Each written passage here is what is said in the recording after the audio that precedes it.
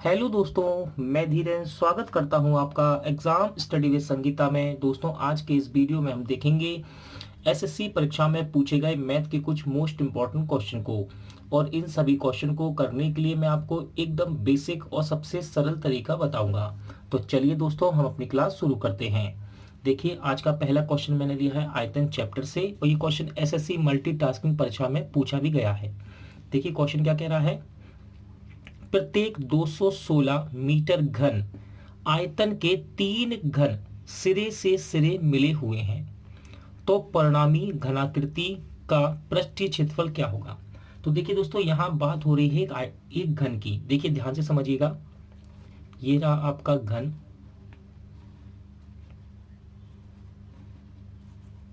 और मैं आपको बार बार बताता हूं दोस्तों कि घन की प्रत्येक भुजा बराबर होती है। ठीक है ना, घन की प्रत्येक भुजा बराबर होती है, और इस भुजा को हम ए से प्रदर्शित करते हैं। क्या, इस भुजा को हम ए से प्रदर्शित करते हैं।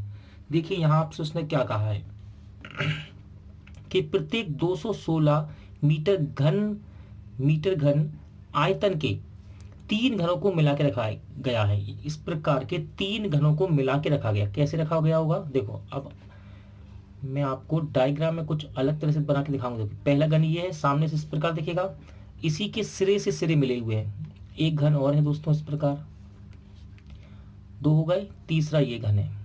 ठीक है, 3 घनों को मिला के रखा गया। फिर उसने क्या कहा, तो परिणामी, यानी कि 3 घनों को मिलाने के बाद जो परिणाम आया घनाकृति ठोस, ठीक है ना, उसका पृष्ठीय क्षेत्रफल क्या होगा। देखिए ये तो घन था, जब हमने इन 3 घनों को आपस में मिलाकर रखा, 3 घनों को, तो एक प्रकार की किस प्रकार की आकृति बन रही है। अब ये बन गई दोस्तों घनाव। क्या बन गया ये बन गया आपका घनाव।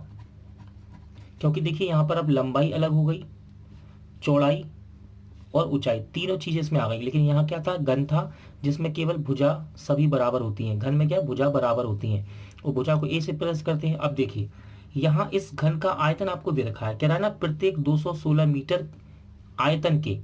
तो देखिए घन का आयतन कितना है, 216 मीटर। देखिए घन का आयतन कितना है, 216 मीटर। अब दोस्तों घन का आयतन क्या होता है, तो आपको पता होना चाहिए, मैं आपको कई बार बता चुका हूं कि घन का आयतन होता है दोस्तों ए क्यू, यानी कि भुजा का क्यू। भुजा क्या है, भुजा को हम ए से प्रदर्शित करते हैं।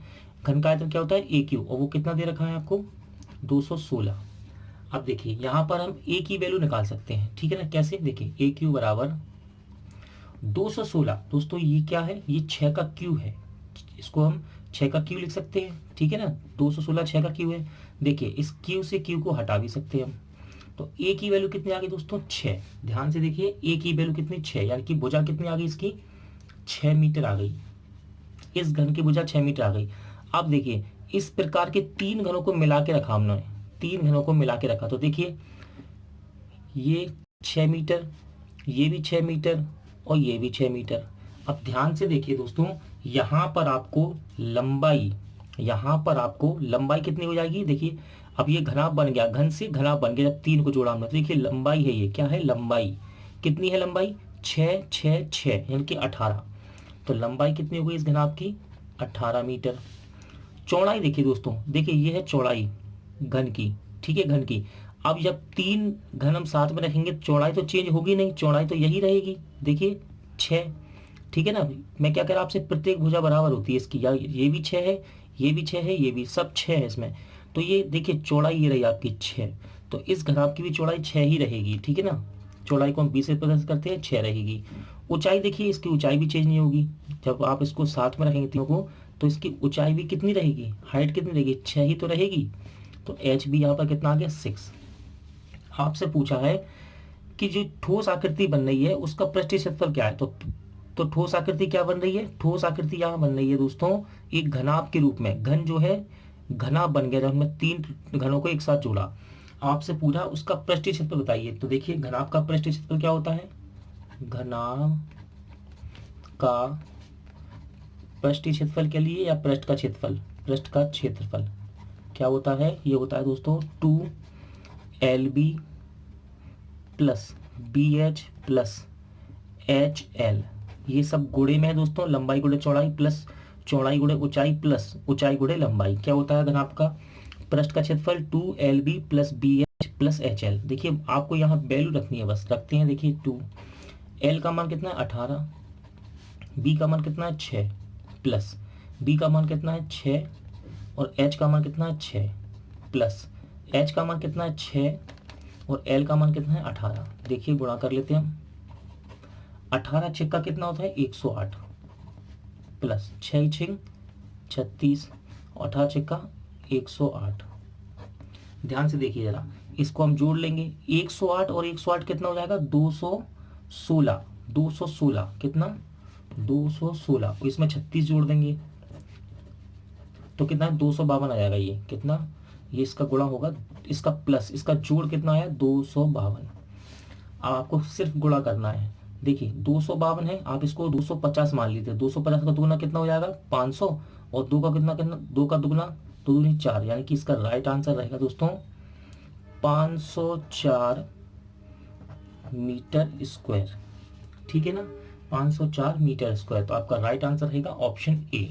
अगला क्वेश्चन देखते हैं। देखिए क्वेश्चन नंबर 2 मैंने लिया है लाभानी से, और प्रॉफिट एंड लॉस से क्वेश्चन काफी पूछे जाते हैं। ये क्वेश्चन भी एसएससी ऑनलाइन स्नातक स्तरीय परीक्षा में पूछा गया है। देखिए क्वेश्चन क्या कह रहा है, एक व्यापारी 500 किलोग्राम कपास 9,000 रुपए में खरीदा। बारिश के कारण इस कपास का 10% भाग खराब हो जाता है। 10% लाभ कमाने के लिए उसे बाकी कपास को, यानी कि बचे हुए कपास को किस दर पर बेचना होगा। और ये दर पूछी जा रही है रुपए पर किलोग्राम में, यानी कि पर केजी कितने का बेचेगा। तो देखिए दोस्तों, यहाँ पर व्यापारी ने 500 किलोग्राम कपास को खरीदा है, यानी कि इसका कॉस्ट प्राइस कितना है 9,000 रुपये। ठीक है, देखिए 500 किलोग्राम कपास उसने क्रय किया, यानी कि कॉस्ट प्राइस इसका खरीदा है 9,000 रुपये का। बारिश के कारण कपास का 10% भाग खराब हो गया। देखिए कुल कितना था 500 किलोग्राम, यदि इसका 10% खराब हो जाए तो हम 10% निकाल लेंगे। 500 का परसेंट आएंगे 2 जीरो आएंगे। ठीक है, 500 का 10% निकालेंगे हम। देखिए क्योंकि 10% खराब हो चुका है तो बचा हुआ बेचेगा ना ये। तो देखिए 10% परसेंट आया, नीचे 2 जीरो आ गया, यानी कि 100 लग गया। 0 से 0 कैंसिल, 0 से 0, 5 दूनी 10। कहने का मतलब है दोस्तों 50 किलो कपास ये हो गया आपका खराब। ठीक है ना, देखिए ध्यान से, 500 किलोग्राम था, बारिश के कारण 500 का 10% खराब हो गया, यानी कि 500 का 10% मैंने निकाल लिया, कितना आया 50 किलो, तो ये खराब हो गया। अब कितना बचा हुआ है, तो शेष भाग ये बचा है दोस्तों आपका 450 किलोग्राम। कितना बचा है, उस व्यक्ति के पास 450 किलोग्राम कपास बचा हुआ है। और यहाँ आपसे कंडीशन क्या कह रहा है, 10% लाभ कमाने के लिए, देखिए 10% लाभ कमाने के लिए उसे बचा हुआ, यानी कि बाकी कपास किस दर से बेचना होगा। तो देखिए ध्यान से देखिए, हम कॉस्ट प्राइस कितना दे रखा है आपको 9,000 रुपये। कॉस्ट प्राइस कितना है 9,000 रुपये, और लाभ कितना कमाना है, लाभ कमाना है 10% का। तो देखिए कॉस्ट प्राइस दे रखा है, लाभ कमाना है 10% का, तो यहाँ पर हम इसका सेलिंग प्राइस निकाल सकते हैं सेलिंग प्राइस। जब तक सेलिंग प्राइस नहीं निकलेगा तब तक हम कैसे बताएंगे कि 450 किलो कितने का बेचेगा वो। तो देखिए हम निकालते हैं सेलिंग प्राइस। मैं आपको बार बार लाभ हानि में एक ही फॉर्मूला बताता हूँ, जिससे कि आपको दूसरा फॉर्मूला याद करने की जरूरत ना पड़े। देखिए क्या बताता हूँ, कॉस्ट प्राइस का 100 प्लस माइनस % बराबर सेलिंग प्राइस। हिंदी मीडियम बच्चे कैसे कहेंगे, क्रय मूल्य का 100 प्लस माइनस % बराबर विक्रय मूल्य। देखिए अब यहाँ पर केवल आपको वैल्यू रखनी है, रखते हैं। देखिए कॉस्ट प्राइस का, तो कॉस्ट प्राइस कितना है 9,000, कॉस्ट प्राइस है 9,000 का मतलब गुणा 100 प्लस माइनस, लाभ होता है तो जोड़ते हैं 100 में, हानि होती है तो 100 में से घटाते हैं। यहाँ क्या हो रहा है लाभ, तो जोड़ देंगे हम इसमें, 110% हो गया, बराबर में एसपी यानी कि सेलिंग प्राइस। देखिए परसेंट को जब हटाएंगे तो नीचे आ जाएगा 100। सॉल्व करते हैं, 0 से 0 कैंसिल, 0 से 0।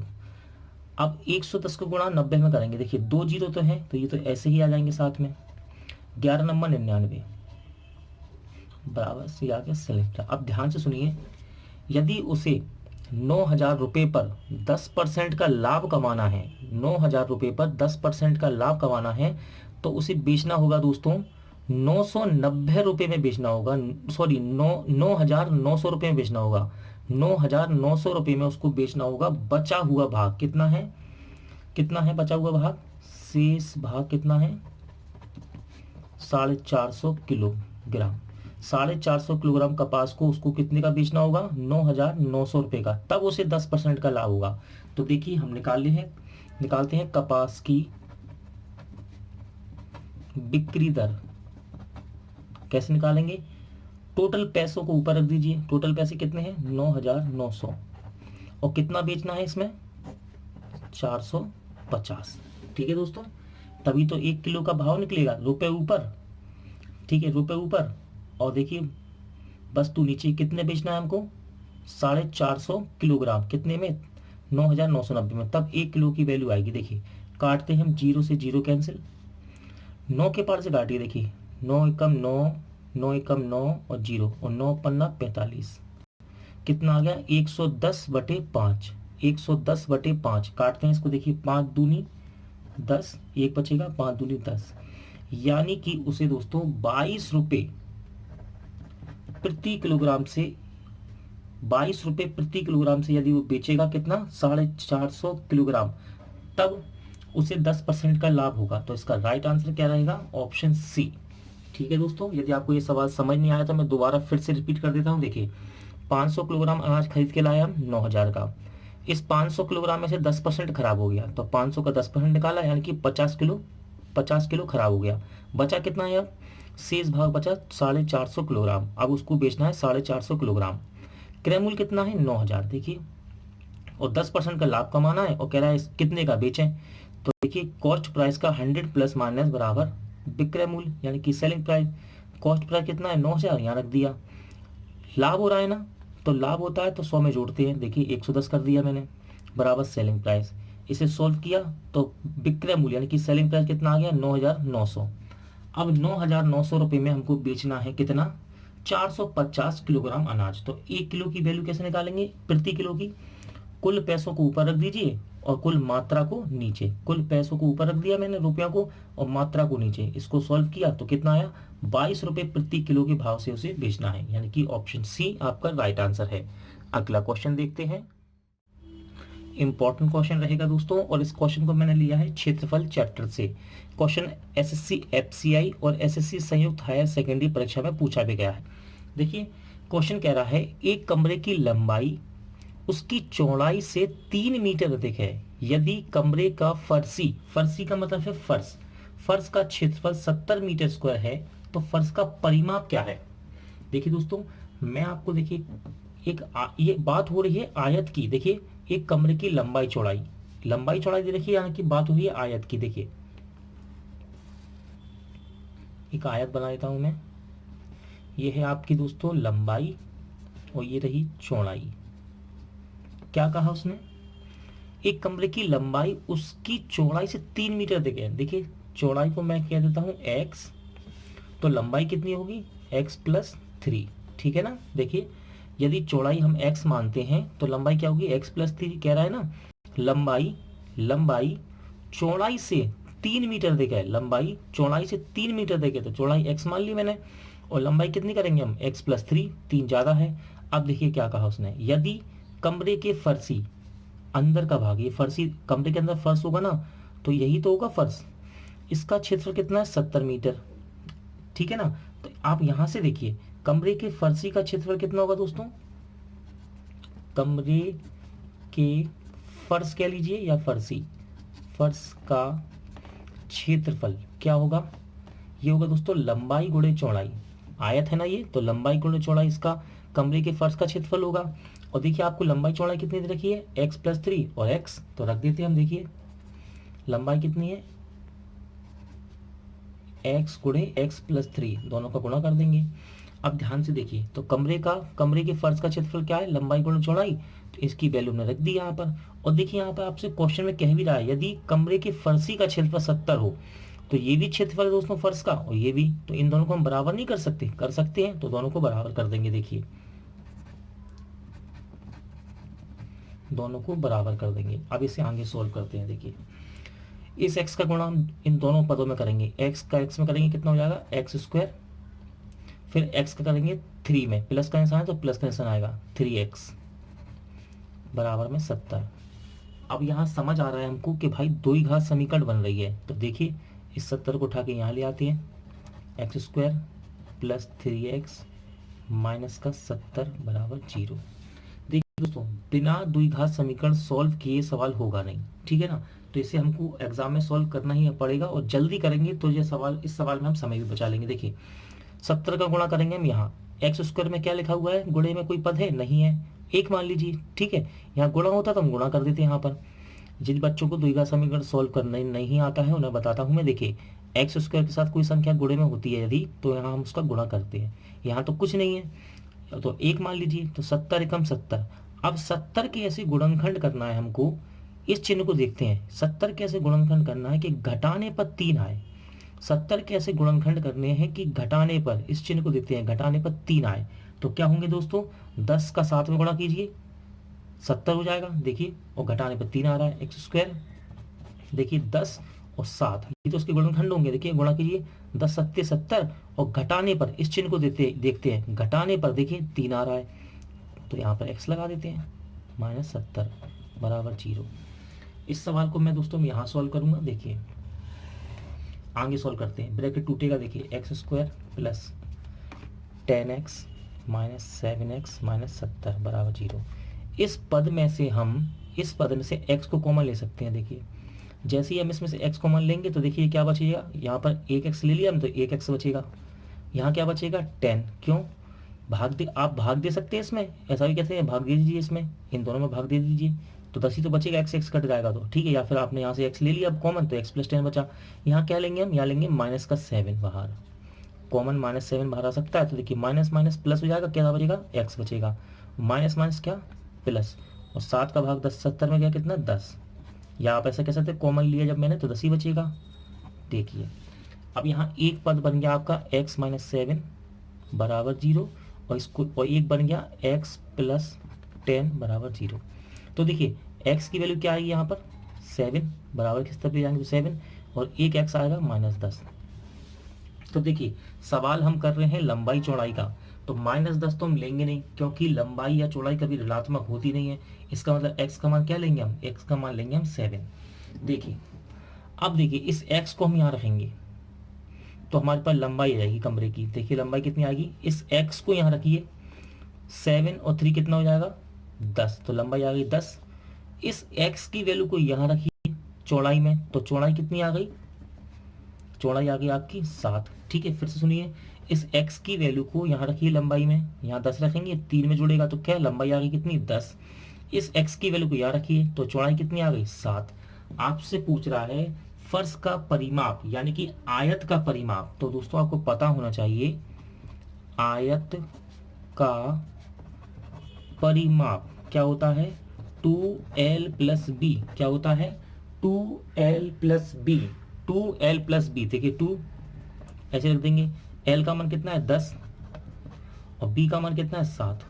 ध्यान से देखिए 10 और 7 कितना हो जाएगा 17, 10 और 7 कितना 17, 17 का गुणा जब 2 में करेंगे कितना आएगा दोस्तों 17 दूनी 34, ठीक है ना 34 मीटर, यानी कि इसका परिमाप होगा 34 मीटर, तो आपका राइट आंसर आएगा ऑप्शन डी। अगला क्वेश्चन देखते हैं। देखिए दोस्तों एक बात और कहना चाहता हूं, ये देखिए आप द्विघात समीकरण को ध्यान से देखिए, द्विघात समीकरण यहां से सॉल्व करना शुरू किया हमने, 1 2 3 4 5 6 पद लगे हमको द्विघात समीकरण सॉल्व करने में। इसके बाद अब हम जो सवाल सॉल्व करेंगे वहां में द्विघात समीकरण को हटा के हम कुछ नया सोचेंगे जिससे हम सवाल को शॉर्ट तरीके से सॉल्व कर सकें। यहाँ ध्यान से देख लीजिए, इस सवाल में कुछ भी नहीं था लेकिन केवल सवाल द्विघात समीकरण की वजह से इतना लंबा हो गया, सवाल तो यहीं खत्म हो गया। देखिए यदि हमको द्विघात समीकरण नहीं होती सवाल जल्दी सॉल्व हो जाता है। याद रखिएगा द्विघात समीकरण से बचने की कोशिश कीजिए, जहाँ जहाँ आप बच सकते हैं द्विघात समीकरण से बचने की कोशिश कीजिए। देखिए आने वाले प्रैक्टिस सेट में यानी कि अभी थोड़ी देर में मैं आपको इसी प्रकार के सवाल करवाऊंगा कि द्विघात समीकरण से हम कैसे बचें, ठीक है ना। चलिए अगला क्वेश्चन देखते हैं।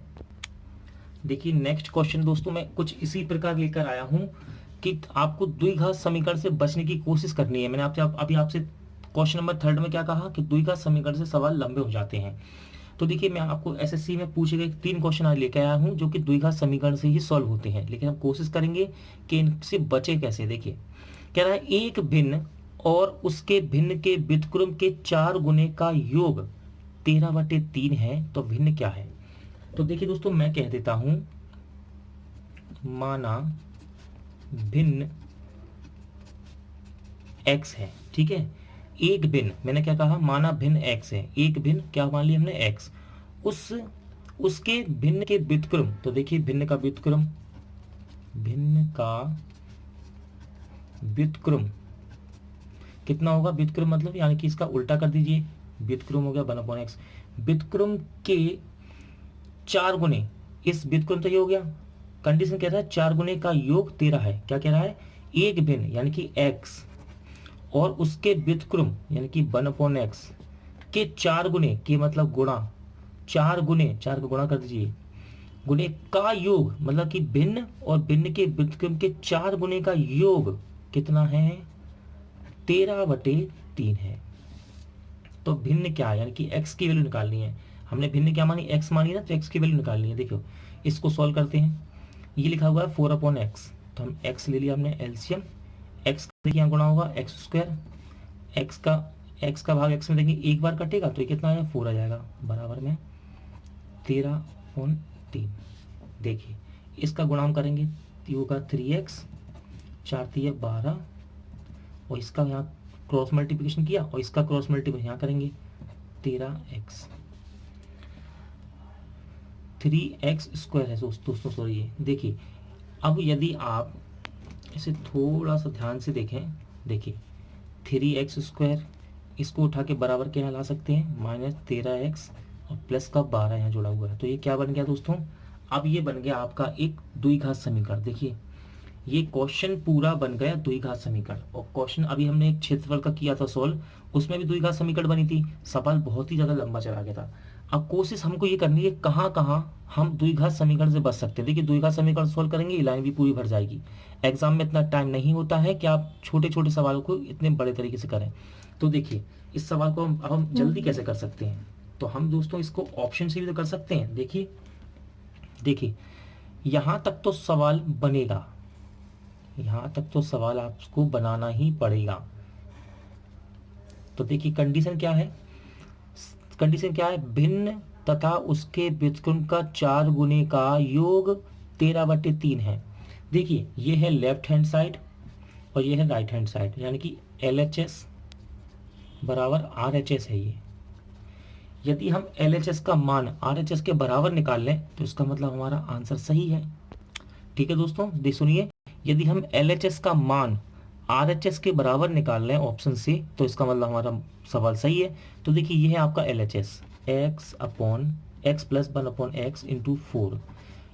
यदि हम ऑप्शन से इसको सॉल्व करें इस पद को, तो आपका मान कितना चाहिए, 13/3 आ जाए यदि इसका मान, तो इसका मतलब हमारा ऑप्शन सही है। तो देखिए हम पहले लेते हैं ऑप्शन ए को लेके देखते हैं, 4/3 लिया हमने, x की जगह रखते हैं 4/3 प्लस 1/x की जगह क्या लेंगे, क्या लिया हमने 4/3 गुणे में 4। देखिए सोल्व करते हैं ऐसे, इसको हम पलट नहीं सकते क्या, 4/3 को हम पलट सकते हैं, तो क्या होगा 4/3 प्लस 3/4 इंटू में 4, काटते हैं, देखिए 4 से कट गया 4, कितना बचा ये 4/3 प्लस 3, तो देखिए गुणा करें, 3 × 9 और 9 और 4 13, और बटे में कितना 3, तो देखिए मान आ गया ना आपका RHS वाला। यदि हमने x + 1/x × 4 में ऑप्शन ए रख के देखा है x की जगह, तो इसका मान कितना आ गया 13/3। देखिए और 13/3 ही तो इसके बराबर लाना था हमको, यानी कि इसका राइट आंसर कितना है, ऑप्शन ए। आपको कोशिश करनी है दोस्तों कि आप द्विघात समीकरण से बचें, और बचने के लिए सबसे अच्छा कंडीशन क्या है कि ये इस यहाँ तक तो आपको सवाल बनाना ही पड़ेगा। इस x की जगह आप ऑप्शन रख के देखेंगे, और यदि बराबर में ये संख्या आती है 13/3, इसका मतलब आपका ऑप्शन राइट है। चलिए इस प्रकार के सवाल मैं आपके लिए और लाया हूँ प्रैक्टिस के लिए, जिससे आपको ये सवाल अच्छे से क्लियर हो जाए। देखिए सवाल नंबर 5 भी मैं दोस्तों उसी प्रकार से लाया हूँ, और क्वेश्चन ये पूछा भी गया। देखिए एक भिन्न अपने व्युत्क्रम से 9/20 अधिक है, वह भिन्न क्या है। तो मैं कह देता हूँ भिन्न, माना भिन्न है आपकी कितनी x, एक भिन्न, तो भिन्न हमने मान ली x अपने व्युत्क्रम से, तो भिन्न का व्युत्क्रम क्या होगा दोस्तों, व्युत्क्रम क्या होगा इस भिन्न का, व्युत्क्रम होगा आपका, व्युत्क्रम होगा आपका 1/x। अब देखिए भिन्न हो गई x, व्युत्क्रम हो गया 1/x। तो कह रहा है एक भिन्न यानी कि x अपने व्युत्क्रम से 1/x, ठीक है ना, एक भिन्न अपने व्युत्क्रम से 9/20 अधिक है। मैं आपसे क्या कहता हूं, जब भी दो संख्याओं की तुलना हो रही हो, तुलना ही तो कर रहा है दोस्तों, एक भिन्न अपने व्युत्क्रम से 9/20 अधिक है। देखिए जब कभी भी अधिक कहे या कम कहे, अधिक कहे या कम कहे, हमेशा अंतर कर दीजिए।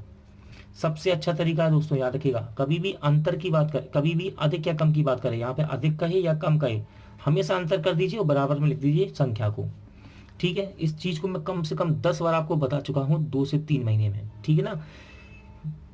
अब देखिए यहाँ तक तो कंडीशन में बना ली, इसे आगे सॉल्व करते हैं तो क्या बनेगा, द्विघात समीकरण, उससे हमको बचना है दोस्तों। ठीक है, द्विघात समीकरण बनेगा, इसके बाद से हमें बचना है। तो करेंगे क्या, हम ऑप्शन लेके चलते हैं। देखिए यदि हम LHS बराबर RHS निकाल लें तो हमारा सवाल सही है। तो देखिए हम ऑप्शन ए लेके देखते हैं पहले, 4/3, 4/5 यहाँ रखते हैं हम, 4/5 माइनस 1/x के लिए रखेंगे 4/5।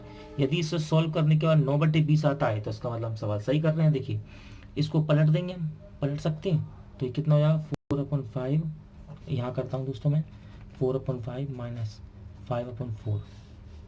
देखिए एलसीएम कितना आएगा इसका 20, 5 चौके 4 चौके 16, 4 पंजे 25। तो दोस्तों ये तो माइनस में आ गया, माइनस में 9/20, ठीक है ना। इसका मतलब ये ऑप्शन गलत है। अगला ऑप्शन लेके देखते हैं हम 5/4, तो 5/4 को यहाँ रखेंगे x की जगह, ऑप्शन बी लिखते हैं। ऑप्शन बी से देखते हैं 5/4 रखेंगे माइनस 1/, यहाँ x की जगह कितना रखेंगे 5/4, ऑप्शन रखा हमने, ऑप्शन बी यहाँ लेके चल रहे हैं। इसे पलट सकते हैं हम, पलट सकते हैं, तो 5/4 माइनस, इसको ऊपर जाएगा जब दोस्तों तो ये पलट जाएगा ये पद, 4/5।